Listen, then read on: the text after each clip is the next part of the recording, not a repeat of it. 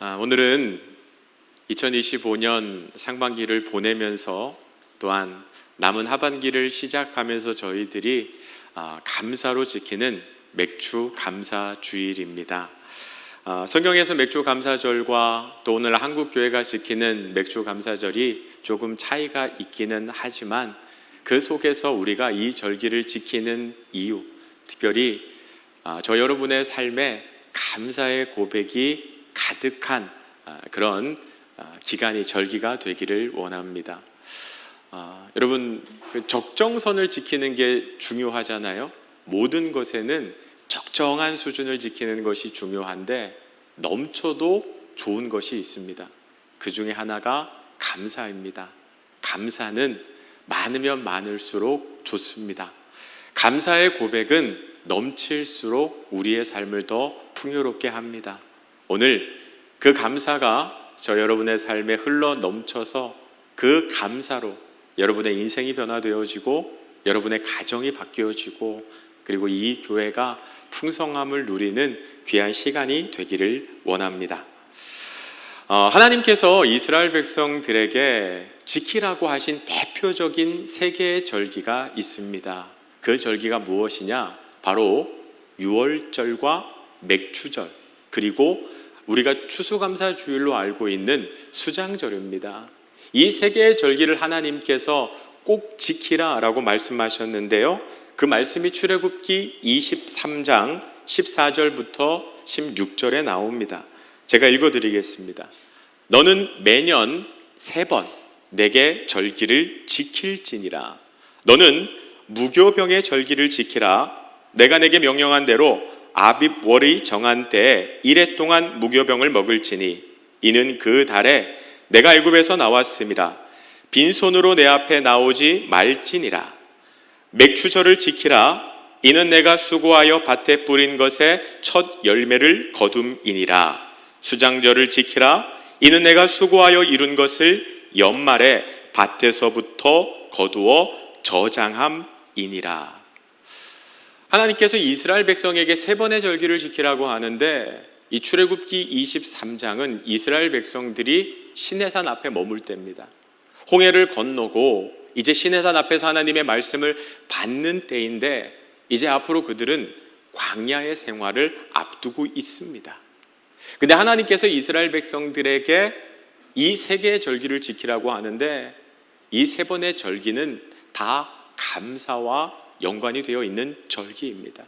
무교절로 일컬어지는데 이 절기는 유월절의 그 시작입니다. 유월절, 하나님께서 이스라엘 백성들을 애굽에서 구원하여 내실 때 그 10가지 재앙 가운데 마지막 재앙이 장자의 죽음이었습니다.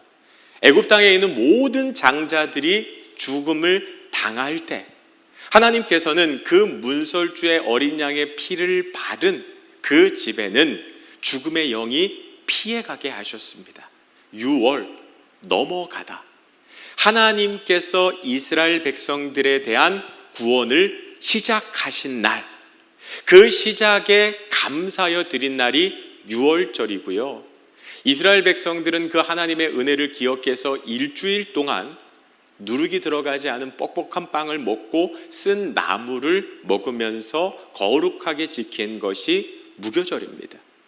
그러니까 이 6월절은 하나님이 우리에게 행하신 그 은혜의 시작을 기억하면서 감사로 드린 절기입니다. 그렇다면 맥추절은 어떠한 절기인가? 맥추절은요, 그 6월절부터 50일이 지난 그 날을 기억하여 드리는 절기인데, 그래서 다른 말로 칠칠절 혹은 오순절이라고 하기도 합니다. 칠칠절은 왜 칠칠절이냐 하면 오순절부터 7일이 7번 지나고 바로 다음 날이라는 의미로 칠칠절이라고 하고요. 오순절도 마찬가지입니다. 여러분, 순이라고 하는 말이 히브리어로는 열흘이라는 의미입니다. 앞에 5가 붙었으니까 5 곱하기 10, 그래서 오순절. 우리는 오순절을 어떤 날로 주로 기억합니까? 이 오순절에 마가의 다락방에 120문도가 기도할 때 성령의 강력한 임재가 초대교회 가운데 있었죠. 그런데 이 맥추절, 칠칠절, 오순절 이 절기는요, 이스라엘 백성들이 그 광야 40년을 마치고 가나안 땅에 들어가서 첫 농사를 짓습니다. 그리고 첫 열매를 거두게 되는데, 이 첫 열매를 거둠에 감사함으로 드리는 절기가 맥추절입니다. 그때 이스라엘 백성들은 첫 열매로 밀을 추수했는데요. 근데 이제 우리나라에서는 선교사들이 와서 보니까 딱 그 절기가 보리를 추수하는 절기라고 해서 그 보리 중간 그 과정에서의 감사를 의미하는 맥추절로 지키게 됩니다. 그래서 맥추절은 어떤 의미가 있냐 하면요, 첫 열매로 드리지만 중간 그 과정에서의 감사를 의미합니다. 마지막 세 번째 하나님께서 지키라고 하신 절기는 수장절인데, 추수한 것을 저장하는 절기라는 의미입니다. 그러니까 우리가 추수감사주일로 지키고 있는 이 절기에 이스라엘도 풍성한 수확을 거둡니다. 많은 곡식을 거두게 되고요, 그것을 저장함으로 하나님 앞에 드리는 절기가 수장절입니다. 자, 그런데 오늘 우리는 이 가운데에서도 맥추절에 대해서 살펴보게 될 텐데, 오늘 맥추절에 관한 말씀 출애굽기 23장 16절 말씀을 같이 한번 읽어보도록 하겠습니다. 맥추절을 지키라, 이는 내가 거둠이니라. 여기까지입니다. 자, 근데 여러분, 아까 제가 말씀을 드렸죠. 이 말씀을 주신 때는 이스라엘 백성들이 이제 광야 40년을 시작하는 바로 그 시점입니다. 근데 하나님께서 무엇에 감사하여 맥추절을 지키라고 하십니까? 앞으로 너희들이 가나안 땅에 들어가서 씨앗을 뿌리고 첫 열매를 거두게 될 텐데, 그것에 감사해서 맥추절을 지키라고 하십니다. 여러분, 이스라엘 백성들이 가나안 땅에 들어가게 되는 건 40년 후의 일이에요. 아직 이스라엘 백성들은 가나안 땅을 구경하지도 못했어요. 근데 첫 열매를 거두어서 그것에 감사함으로 미리 맥추절을 지키라고 하시는 거예요. 여러분, 맥추절의 감사는 어떤 의미가 있습니까? 미리 감사하는 절기입니다. 하나님께서 아직 주시지 않았어요. 40년 후에나 있을 법한 일이에요. 광야 40년 그 모든 여정을 끝내고 가나안 정복 전쟁을 마치고 이스라엘 백성들이 그 땅에서 씨앗을 뿌려서 처음 거두게 되는 그 열매에 대한 감사함으로 드리는 절기가 맥추절인데, 하나님께서는 아직 아무것도 손에 쥐지 못한 이스라엘 백성들에게 앞으로 일어날 일을 기대하면서 믿음으로 하나님 앞에 감사의 제사를 드리라고 말씀하고 있는 것을 보게 됩니다. 여기에는 중요한 믿음이 있어요. 어떤 믿음요? 하나님께서 우리를 가나안 땅으로 인도하실 것이라고 하는 믿음요. 하나님께서 그 모든 여정 가운데 우리를 보호할 것이고 필요한 모든 것으로 채워주실 것이라고 하는 믿음, 그리고 그 가나안 땅에서 반드시 첫 열매를 거두게 하시는 신실한 하나님이라고 하는 그 믿음이 있어야만 오늘 맥추감사주의를 지킬 수 있는 겁니다. 여러분, 하나님이 어떤 분이시라고요? 신실하신 분이십니다. 아까 우리가 찬양했지만 신실하시다라고 하는 의미는요, 한 번 하신 약속을 절대로 어기지 않으신다는 의미가 그 안에 담겨 있습니다. 여러분, 맥추절을 지내면서 우리 안에 어떤 고백이 있어야 합니까? 아직 이루어지지 않았지만 하나님께서 반드시 이루실 것을 믿음으로 하나님 앞에 감사로 나아가라는 겁니다. 아직 하나님, 내 건강이 완전히 회복되지 않았습니다. 그러나 하나님께서 나에게 건강으로 온전히 회복해 하실 것을 믿습니다. 내 사랑하는 자녀 결혼 문제를 앞두고 있습니다. 아직 짝도 없고 이 인생이 어떻게 가정을 이룰지 불안하지만 하나님께서 내 자녀에게 짝을 준비하여 놓으셨고 귀한 믿음의 가정을 이루실 것을 미리 감사하는 절기가 맥추감사주일이라는 겁니다. 우리 교회에 대해서도 마찬가지입니다. 하나님, 우리 교회가 여전히 부족한 모습이 많습니다. 그러나 하나님, 하나님의 교회이고 이 교회를 통해서 하나님의 영광을 드러낼 줄 믿습니다. 문제는 하나둘 해결하여 나갈 것이고 하나님께서 이 교회를 통해서 하나님의 놀라운 역사를 이루시고 이 땅에 소망이 되는 교회로 세워 가실 것을 믿습니다. 하나님, 우리 가정이 여러 가지 문제가 있습니다. 부부간에, 우리 자녀들 사이에, 경제적으로, 관계의 문제. 그러나 하나님이 이 가정의 주인이심을 믿으니 하나님께서 이 가정의 그 모든 문제를 해결하시고 온전히 세워가실 것을 믿음으로 앞으로 일어날 일에 대한 믿음의 고백을 하는 것이 바로 맥주 감사주일이라는 것입니다. 여러분, 이스라엘 백성들이 아직 가나안 땅은 구경도 못했고 첫 열매 수확은 정말 그것을 꿈꾼다는 것이 너무 먼 이야기 같지만 오늘 하나님 앞에 감사할 때 하나님께서는 그 모든 일들을 이루시는 분이심을 믿으시기를 바랍니다. 그렇다면 맥주절의 또 다른 의미는요, 하나님께서 이스라엘 백성들한테 뭐라고 하십니까? 출애굽기 23장 16절을 다시 한번 보면 맥주절을 지키라. 이는 내가 수고하여 밭에 뿌린 것에 첫 열매를 거둠이니라. 여러분, 첫 열매를 거두어 그것으로 하나님 앞에 구별하여 드리는 날이 맥주 감사주일입니다. 근데 여러분, 처음 난 것은 특별한 의미가 있습니다.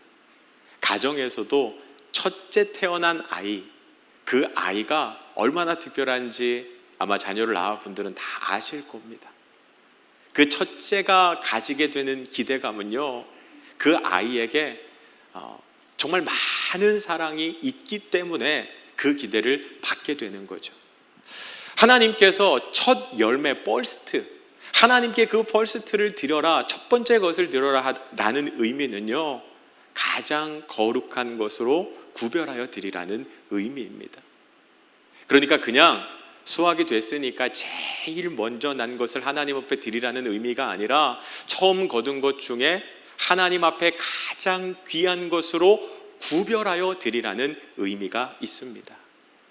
근데 여러분, 우리가 신앙생활 하면서 이 구별이라고 하는 것이 상당히 중요합니다. 그냥 하나님 앞에 아무거나 드리는 것이 아니라, 여러분, 우리는 가인과 아벨의 제사를 알고 있습니다. 가인은 농사 짓는 자였죠. 그래서 추수한 것을 가지고 하나님 앞에 드려요. 그러나 아벨은 양 치는 자였습니다. 가축을 치는 자였어요. 어떻게 드립니까? 양의 첫 새끼와 기름진 것을 구별하여 드려요. 가인에게는 없는데 아벨에게 있는 것은요, 구별됨이었어요. 수많은 양이 있었지만 그 중에 첫 새끼, 가장 좋은 것으로 하나님 앞에 드렸을 때 하나님께서는 아벨의 제사를 받으십니다. 여러분, 우리도 마찬가지입니다. 맥주 감사주일, 하나님 앞에 어떤 감사로 나아가야 할까요? 우리 안에 구별됨이 있어야 한다는 거예요. 여러분, 감사절기가 되면 늘 헌금에 대한 부담감이 있죠. 헌금에 대한 부담감이 아닙니다. 하나님 앞에 물질을 드리라는 의미가 아니라 어떤 감사를 드려야 할까? 하나님, 내 삶의 지난 6개월 동안 하나님께서 이런 은혜를 부어주셨습니다. 하나님 앞에 최선의 감사를 드리기를 원합니다. 그 최선의 감사는 뭘까요? 하나님이 내게 행하신 일들을 계속 묵상하는 거예요. 아, 하나님께서 이런 은혜 주셨지, 하나님께서 이렇게 보호하셨지, 이렇게 채워주셨지, 내가 어떻게 하면 하나님 앞에 가장 아름다운 고백으로 하나님 앞에 나아갈 수 있을까? 그 퍼스트라고 하는 의미는 첫 번째라는 의미도 있지만 하나님 앞에 구별하여 가장 좋은 것으로 드린다는 의미가 있습니다. 우리 신앙생활도 마찬가지입니다. 여러분, 헌금도요, 그냥 있으니까 하나님 앞에 드리는 것이 아니라 내가 하나님 앞에 구별하여 드린다라고 하는 것이 중요합니다. 내가 필요한 것 다 쓰고 하나님 앞에 드리는 것이 아니라 하나님 것을 먼저 구별하는 것. 기도의 시간도 마찬가지입니다. 시간 남으면 기도하는 것이 아니라 모든 일을 기도로 시작하시기를 바랍니다. 모든 상황 속에서 예배의 자리가 여러분의 인생에 구별된 첫 번째 자리가 되기를 원합니다. 시간이 남아서 하나님 앞에 봉사하고 헌신하는 것이 아니라 먼저 하나님 앞에 봉사와 헌신의 시간을 구별하여 놓고 여러분의 시간을 사용하시기를 바랍니다. 그것이 첫 열매를 드리는 것이고 하나님 앞에 첫 첫 번째 퍼스트를 드린다는 의미라는 것을 기억하시기를 바랍니다. 두 번째요, 맥주 감사주일은 하나님 앞에 어떤 감사를 드리는 날인가? 신명기 16장 9절부터 10절 말씀을 저희들이 한번 보도록 하겠습니다. 신명기 16장 9절부터 10절 같이 읽겠습니다. 7주를 셀지니 곡식의 낫을 되는 첫날부터 7주를 세어 내 하나님 여호와 앞에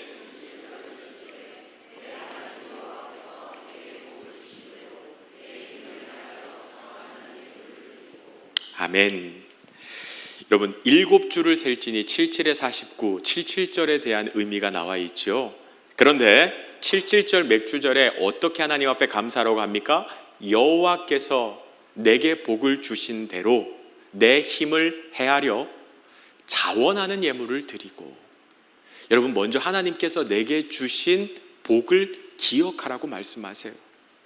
맥주 감사 주일은요, 지난 6개월 동안 하나님께서 여러분에게 주신 복을 돌이켜보는 자리입니다. 기억해보는 자리예요. 여러분, 우리는 잘 잊어버립니다. 그 많은 일들이 있었는데 하나님께서 은혜 가운데 우리를 여기까지 인도하셨어요. 그 모든 일들, 그 속에서 하나님의 행하심을 기억하며 하나님이 주신 복을, 하나님이 주신 은혜를 기억하라는 거예요. 그런데 그 다음 구절이 중요합니다. 10절 보면요, 내 힘을 헤아려 자원하는 예물을 드리고. 여러분, 내 힘을 헤아려 라고 하는 이 말의 의미가 뭘까요? 내 힘을 헤아려, 지금 나에게 무엇이 있는지를 돌아보라는 거예요. 그래서 자원하는 마음으로, 기뻐하는 마음으로 하나님 앞에 드려라. 여러분, 오늘 말씀에 가장 잘 해당되는 사람이 예수님께 향유를 부은 마리아라고 하는 여인입니다. 이 마리아는 예수님께 큰 은혜를 받아요.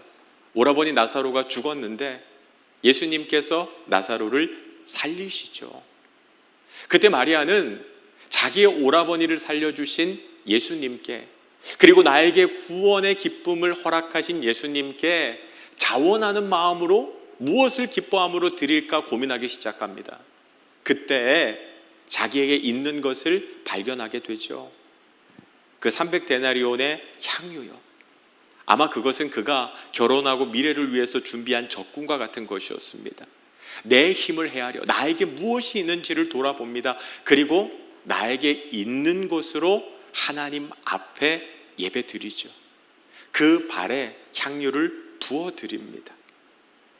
여러분, 그때 예수님의 제자들이 뭐라고 이야기합니까? 왜 쓸데없이 그것을, 그 귀한 것을 낭비하냐고 이야기합니다. 300데나리온이나 되는 그 귀한 것을, 아니 노동자의 1년치 연봉에 해당하는 그 큰 금액으로 어려운 사람들을 도와주면 훨씬 더 가치 있는 일을 할 수 있을 텐데 왜 예수님의 발에 부어서 낭비하냐고 이야기를 해요. 그러나 마리아에게 그것은 절대로 낭비가 아니었습니다. 마리아의 마음은 어떤 마음이었을까요? 예수님, 저에게 주신 은혜가 너무 큰데 더 귀한 것으로 드리고 싶은데 이것밖에 드릴 수 없어서 죄송합니다 라고 하는 마음이었어요. 마리아는 예수님께 인색하고 싶지 않았습니다. 더 좋은 것으로 드리고 싶었어요. 나에게 너무나도 큰 은혜를 부어주신 주님이기 때문에 그렇습니다. 여러분, 맥주 감사 주일은요, 하나님이 나에게 주신 것이 무엇인지를 돌아보는 시간이에요. 그것으로, 내게 있는 것으로, 무리하라는 의미가 아닙니다. 하나님이 내게 주신 것 가운데 기뻐하는 마음으로, 자원하는 마음으로 하나님 앞에 드리는 시간이 바로 맥주 감사 주일이라는 것입니다. 저도 저에게 인색한 사람을 만나면 싫습니다. 그런데 저에게 넉넉하게 베푸는 사람을 만나면 기분이 좋아져요. 하나님도 마찬가지입니다. 하나님에 대해서 인색하게 구는 사람, 하나님도 그 사람을 기뻐하지 않으십니다. 그러나 하나님 앞에 넉넉한 감사로 고백하는 사람, 그 사람을 하나님은 기뻐하십니다. 자꾸 오늘 이렇게 하나님 앞에 드리라라고 이야기가, 이게 물질에 대한 부분이 아니에요. 여러분, 이것은 마음에 대한 부분이에요. 저도 잘 못하는데 저희 아내한테 감사를 잘 이야기하지 못할 때가 많아요. 분명히 아내가 수고하고 애썼는데 감사한다고 표현하면 되는데 제가 감사에 대해서 인색할 때가 많아요. 그래서 저도 미안해요. 그런데 그건 노력해야 되는 거예요. 애써야 되는 거죠. 그 말 한마디가 아내의 마음을 기쁘게 하고 부부 사이의 관계를 바꾸게 되는 거죠. 여러분, 하나님도 마찬가지를 요구하시는 거예요. 인색하지 말아라. 감사에 대해서 인색하지 말아라. 여러분, 기념일에 큰 선물을 사준다고 해서 좋아하는 게 아니잖아요. 매일매일의 그 감사의 고백, 그것이 하나님이 기뻐하는 예배예요. 여러분, 매 순간순간 하나님 앞에 감사를 고백하십시오. 내게 주신 이것이 너무 감사해서 하나님 앞에 감사의 고백을 드릴 때 그것이 인색하지 않은 감사이고 하나님을 기쁘시게 하는 풍성한 감사라는 사실을 기억하시기를 바랍니다. 맥주 감사 주일은요, 그 작은 일들 하나하나 다 기억하면서 하나님 앞에 구체적으로, 아니 하나님이 귀찮아하실 정도로 감사의 고백을 드리는 시간입니다. 맥주 감사 주일, 받은 복을 세워서 하나님 앞에 하나하나 다 감사의 고백으로 드릴 수 있는 귀한 절기가 되시기를 바랍니다. 세 번째, 맥주 감사 주일은요, 어려운 이들을 기억하라고 하는 절기입니다. 신명기 16장 10절부터 12절 말씀 저희 같이 한번 읽어보도록 하겠습니다. 내 하나님 여호와 앞에서 77절을 지키되 내 하나님 여호와께서 내게 복을 주신 대로 내 힘을 헤아려 자원하는 예물을 드리고 너와 내 자녀와 노비와 내 성중에 있는 레위인과 및 너희 중에 있는 객과 고아와 과부가 함께 내 하나님 여호와께서 자기의 이름을 두시려고 택하신 곳에서 내 하나님 여호와 앞에서 즐거워할지니라. 너는 애굽에서 종되었던 것을 기억하고 이 규례를 지켜 행할지니라. 맥주절에 우리가 해야 될 의무가 있는데 그게 뭐냐 하면 노비, 가난한 사람, 고아와 과부, 나그네를 도와주라고 명령하세요. 가난한 사람, 어려운 사람들을 도와라. 그런데 그 이유가 뭐냐 하면 12절에 나옵니다. 너도 애굽에서 종되었던 것을 기억하라. 여러분, 성공하면요, 어려웠을 때를 잊어버리는 사람들이 많습니다. 내가 지금 잘 나가면 내가 그렇게 힘들고 어려운 때를 잊고 사는 사람들이 많아요. 당연하다고 생각해요. 내가 이만큼 수고했으니까, 내가 똑똑하니까, 내가 열심히 했으니까 이 모든 것을 얻을 수 있다고 생각해요. 그러나 하나님께서 말씀하십니다. 그거 당연한 것 하나도 없어. 다 내가 너에게 주었기 때문에 너가 그거 얻을 수 있는 거야. 이스라엘 백성들에게 주시는 말씀입니다. 너희들 지금 자유인이 되었다고 그거 당연하다고 여기지 말라는 거예요. 너도 애굽에서 종살이하고 있었는데 하나님의 은혜로 너희를 구원하여 내셨다는 거예요.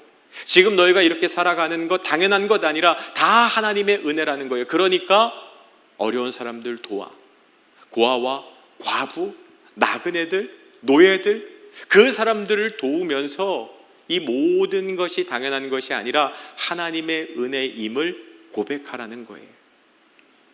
여러분, 우리는 너무 잘 잃어버려서 이 모든 것이 하나님의 은혜인데 내가 자격이 있어서 이 모든 것을 누리는 것처럼 착각할 때가 있습니다. 여러분, 건강이 당연한 건가요? 아니에요. 하나님께서 허락하셨기 때문에 오늘 건강하게 살아갈 수 있는 겁니다. 내 가족 당연하지 않습니다. 하나님께서 허락하셨기 때문에 내 자녀들 낳을 수 있었던 것이고 이 가정을 지킬 수 있었던 거죠. 어제 우리 집사님 한 분이랑 시간을 보내다가 그런 얘기 하더라고요. 그 본인 자동차 1년 보험료가 30만 원이래요. 그 얘기를 듣는데 믿기지가 않더라고요. 아니, 제 3분의 1밖에 안 되는데 어떻게, 뭐 그분 차가 저렴한 것도 아니고 뭐 이렇게 그 비용이 낮아질 만한 이유가 없어요. 그래서 이야기를 들어봤더니까 이분이 운전면허를 따고 지금까지 20년이 훨씬 넘는 시간 동안 사고가 한 번도 안 났대요. 보험 처리를 해본 적이 한 번도 없다는 거예요. 그 얘기를 듣는데 조금 부럽더라고요. 야, 나도 보험료 적게 내고 싶다. 근데 집에 와서 제가 설교를 묵상하면서 그 이야기가 자꾸 생각나는데 하나님이 그런 마음을 주시더라고요. 야, 30년 가까이 보험 처리 한 번 안 한 것, 그게 그 집사님이 운전 실력이 좋아서만겠느냐라는 이야기를 주시더라고요. 생각해 보니까요, 저도 억울하게 사고 처리한 게 많아요. 서 있는데 뒤에서 박은 경우도 있고요, 잘 가고 있는데 옆에서 이렇게 차선 변경해갖고 사고 난 적도 있어요. 안전운전 한다고 했는데 바닥에 얼음이 있어도 차가 빙글빙글 돌아서 난간에 부딪혀서 고장난 적도 있고요. 야, 30년 가까이 그 보험 처리 한 번 안 한 것, 그건 그분이 운전을 잘한 것도 있지만 더 큰 하나님의 은혜와 보호하심이 있었기 때문이겠다. 여러분, 당연한 듯 여기면 안 된다는 거죠. 그 속에서 하나님의 은혜를 발견할 수 있는 저희들이 되어야 한다는 거예요. 그래서 그 속에서 받은 복을 세워보고 우리 삶에 하나님이 베푸신 것 가운데 자원하여 감사를 드리는 것, 여러분, 그것이 맥주절에 지켜야 할 우리의 사명이라는 거예요. 말씀을 마치려고 합니다. 여러분,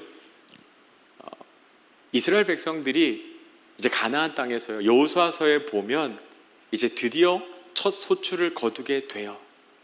여러분, 그건 기쁜 소식이죠. 그러나 기쁜 소식만 있었던 건 아닙니다. 서운한 사건도 하나 있었어요. 여호수아서 5장 12절 말씀을 같이 한번 읽어보겠습니다. 저희 같이 읽겠습니다. 시작. 또 그 땅의 소산물을 먹은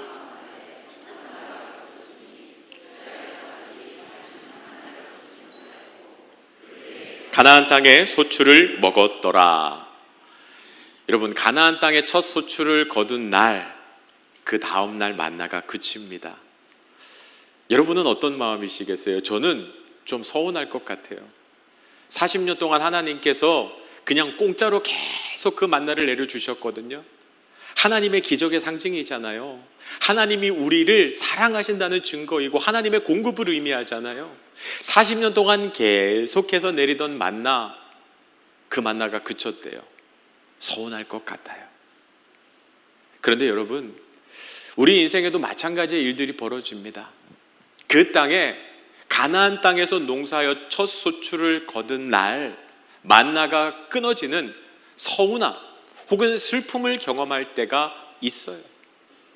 근데 여러분, 잘 생각해 보십시오. 그게 진짜 서운할 일인가? 그것이 진짜 감사할 일은 아닌가? 여러분, 만나는 끊어졌지만 기억하셔야 될 게 있어요. 이스라엘 백성들이 그 가나안이라고 하는 적과 꿀이 흐르는 땅이긴 하지만, 여러분, 이스라엘 땅은 강수량이 적어요. 그리고요, 그 땅은 석회질과 모래로 이루어졌기 때문에 이 물이 쫙쫙 빠집니다. 지하수를 쓰기도 쉽지 않아요. 그래서 이스라엘에서 그 땅에서 농사를 하기 위해서는 꼭 이른 비와 늦은 비의 축복이 있어야 돼요. 이른 비는 뭐냐 하면 농사 씨를 뿌리기 전에 여러분, 그 내리는 봄비와 같은 겁니다. 그래야 이 씨앗이 싹을 틔울 수가 있어요. 늦은 비는 뭡니까? 곡식이 추수하기 위해서 내리는 마지막 비를 의미합니다. 여러분, 만나는 그쳤지만 이스라엘 백성들이 그 땅에서 첫 열매를 거둘게 되었다는 것은 하나님께서 그들을 위하여 이른 비와 늦은 비의 축복을 계속해서 부어주고 있다는 것을 의미해요. 여러분, 때로 우리의 삶에 만나가 끊어지는, 그치는 것 같은, 어떻게 보면 결핍 그리고 부족함, 우리 인생의 두려움으로 찾아오는 그 시간이 있어요.